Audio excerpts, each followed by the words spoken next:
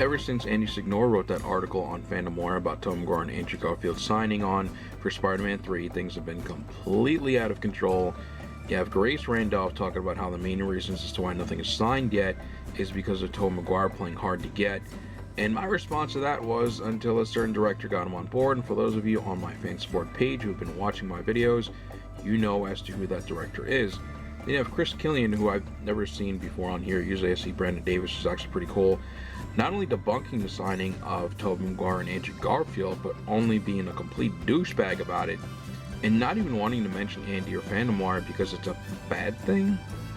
Don't take my word for it, watch it here for yourself. Hello, I'm Chris Killian, and let's clear up some rumors, shall we? Let's just cut through the bull, okay? Over the last 24 hours, I've had dozens of people message me asking me if it's true that Tobey Maguire and Andrew Garfield have both signed on to return as their versions of Spider-Man in Spider-Man 3. Read my lips.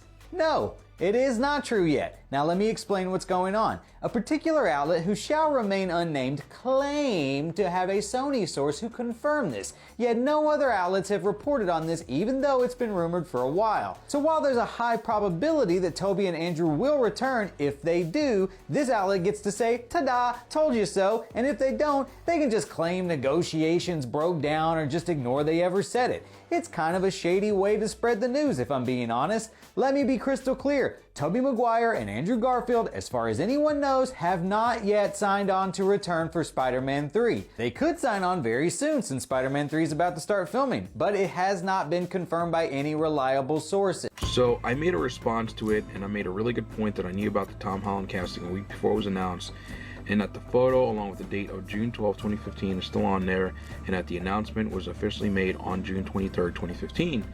And these are the responses from both Chris and Andy. Now, here's the thing and how things really work in Hollywood. There is no way in hell that both Sony and Marvel would allow Tobey Maguire of all people to play hard to get for months of planning, especially when Spider-Man 3 starts filming this Friday. If you honestly believe that they haven't signed Andrew and Tobey days before filming starts, then you're completely out of your damn minds, because that's just not how things work.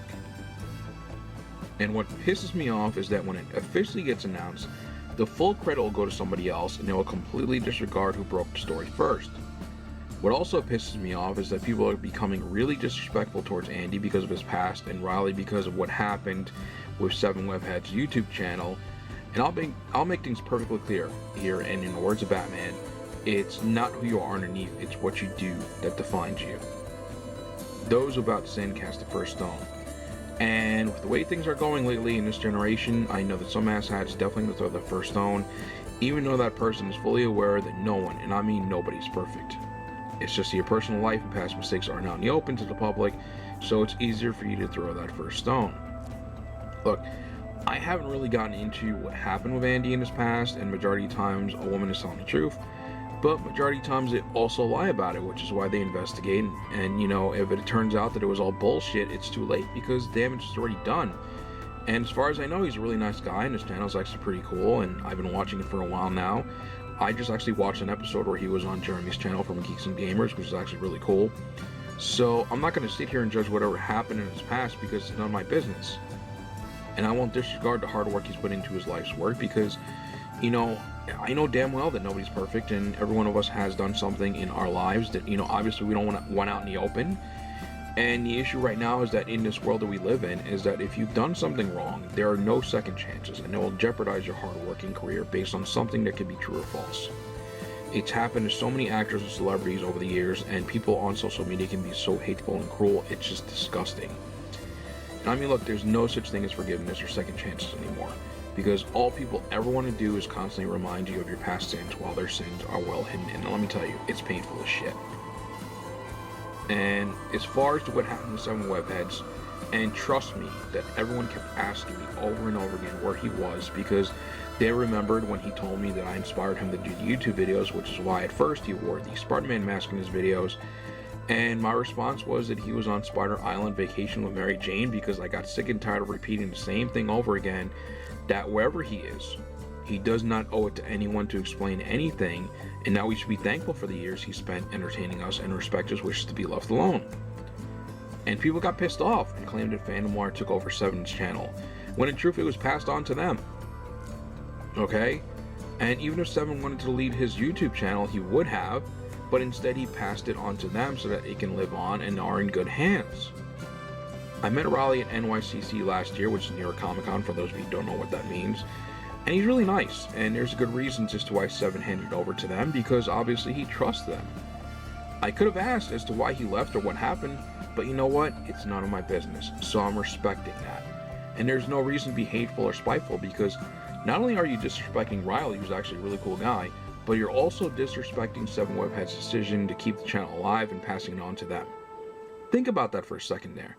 Look, I miss Seven as much as everyone else does right now. And especially with everything that's going on, I wish he was around. But at one point, I retired from scooping because it was very time-consuming to do these videos and update everyone every day on social media on a daily basis. And that's probably the main reason as to why he left, because people have other things to do in life.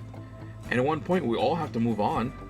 And yes, the haters did bother me a little bit, but it's just because it was a waste of my time. And it wasn't the main reason as to why I stopped at one point, because I love pissing them off and proving them wrong. Case in point, I don't think that Andy or Fandomwire would risk their reputation by making up a false story, and I'm sure that the trades know about this report and are only allowed to report it when Sony and Marvel gives them the okay. Because they were really pissed off about the Jamie Foxx returning his Electro story getting out, and Jamie Foxx got into deep shit for posting that photo of the Spider-Verse poster featuring all these 3 actors. Look, Spider-Man 3 starts filming this Friday, and there is no way in hell that they would let Tobey Maguire stall for months and wait until the very last minute to sign a deal. That is the biggest pile of shit that I've ever heard, and you're delusional if you really do believe that. So that's my take on that. So until next time, on the same Spider time, same Spider channel, and same Spider place, Spidey Woman out.